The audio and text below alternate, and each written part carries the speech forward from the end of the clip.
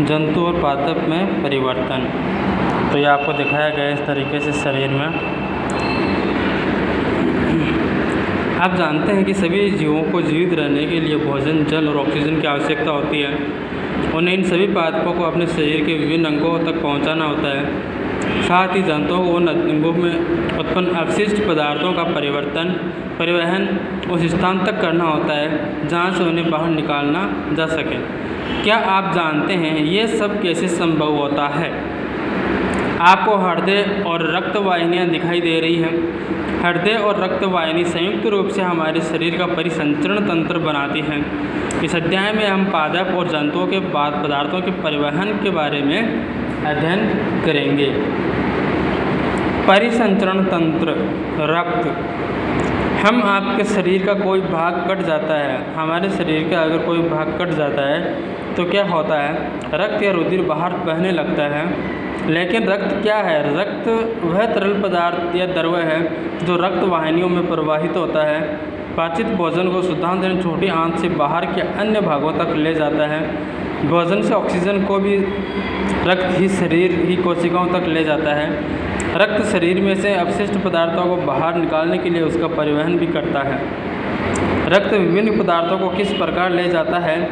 रक्त एक तरल से बना है जिसमें प्लाज्मा कहते हैं, जिसमें विभिन्न प्रकार की कोशिकाएं निलंबित रहती हैं। रक्त एक प्रकार की कोशिका है। लाल रक्त कोशिका आरबीसी होती है, जिनमें एक वर्णक होता है जो हीमोग्लोबिन कहते हैं। हीमोग्लोबिन ऑक्सीजन को अपने साथ संयुक्त करके शरीर के सभी अंगों में और अनंत सभी कोशिकाओं तक परिवहन करता है। हीमोग्लोबिन की कमी होने पर शरीर की सभी कोशिकाओं को कुशलतापूर्वक ऑक्सीजन प्रदान करना कठिन हो जाता है। हीमोग्लोबिन की उपस्थिति के कारण ही रक्त का लाल रंग होता है। रक्त के अन्य प्रकार की कोशिका भी होती है जिसे स्वायत्त रक्त कोशिका कहते हैं। ये कोशिकाएं उन रोगाणुओं को नष्ट करती है जो हमारे शरीर में प्रवेश कर जाते हैं। भोजो खेलते समय गिर गया और उसके घुटनों में चोट लग गई। कटे हुए स्थान से रक्त बहने लगता है।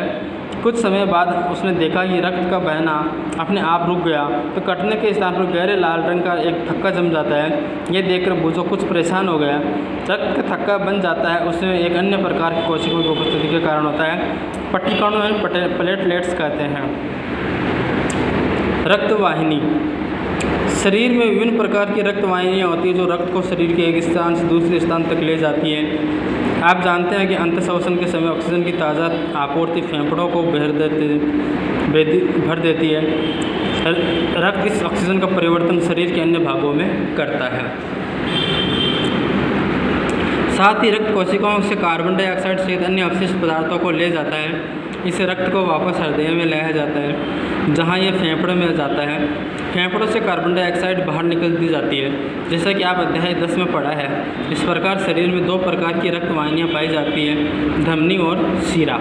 धमनियाँ हृदय से ऑक्सीजन समुद्र रक्त को शरीर के सभी भागों में ले जाती है, क्योंकि रक्त प्रवाह तेजी से और अधिक दाब पर होता है। धमनियाँ की भित्तियाँ मोटी और प्रत्यास्थ होती है। आइए हम धमनियों से रक्त के प्रवाह का अनुभव करने के लिए क्रियाकलाप करते हैं। अपने दाहिनी हाथ के मध्य से और तर्जनी अंगुलियों को अपनी बाईं कलाई के भीतर भाग कर रखिए। क्या आपको कोई स्पंदन, गति, धक धक महसूस होती है? ये स्पंदन क्यों होता है? स्पंदन नाड़ी स्पंद कहलाता है। नब्ज ये धमनियों में प्रवाहित हो रहे रक्त के कारण होता है। इसलिए 1 मिनट में कितनी बार स्पंद होता है?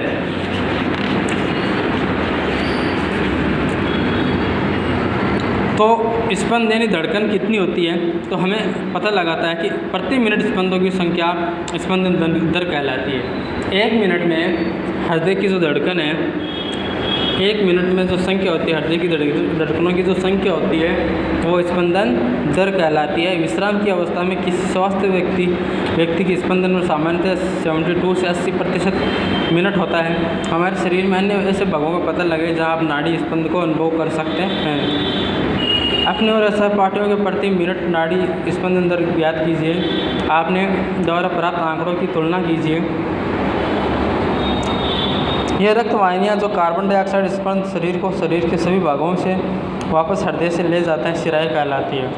शिराओं की भित्तियाँ अपेक्षाकृत पतली होती है। शिराओं में ऐसे वाल्व होते हैं जो रक्त को केवल हृदय की ओर प्रवाहित होने लगता है। क्या आपको धमनियाँ अन्य छोटी छोटी वाहिनियों में विभाजित होती है दिखाई देती है? ऊतकों में पहुंचकर वे पुनः अत्यधिक पतली नलियों में विभाजित हो जाता है। केशिकाएँ कहते हैं, केशिकाएँ पुनः मिलकर शिराओं को बनाती है जो रक्त को हृदय में ले जाती है। ठीक है, आज के लिए इतना ही पड़ेगी।